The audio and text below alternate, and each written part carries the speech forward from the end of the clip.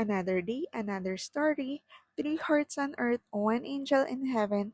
Tara, samahan niyo ako sa Family Day celebration ni Kylie sa school. Excited na pumasok si Kylie para sa Family Day. Sa classroom muna sila magstay habang kaming parents sa venue area maghihintay sa gym ng school.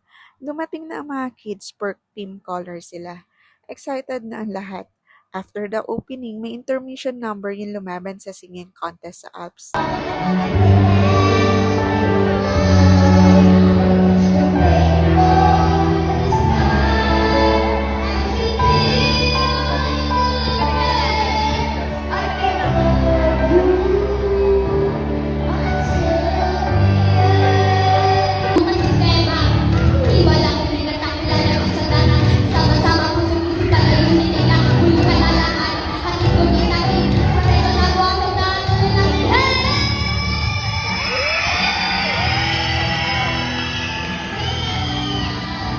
Ang gagaling ng mga bata, di ba?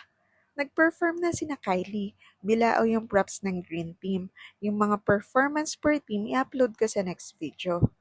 Sobrang ramdam ko yung excitement for this year kasi lagi rin sinasabi sa akin ni Kylie, Mama, attend ka ng family day ko kasi madami na akong activities niya sa school na hindi napuntahan.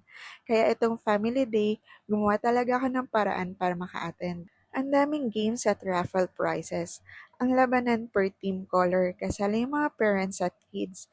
Merong Maria went to market, Daddy and Kids Relay, Bring Me Contest, poster making at madami pa.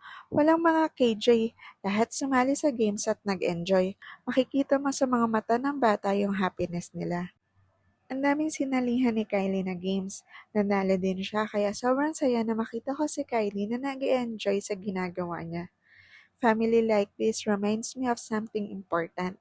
Kahit wala na ang papa nila, I make sure na present pa rin ako sa activity na katulad nito because showing up means everything. Memories like this will stay with them forever.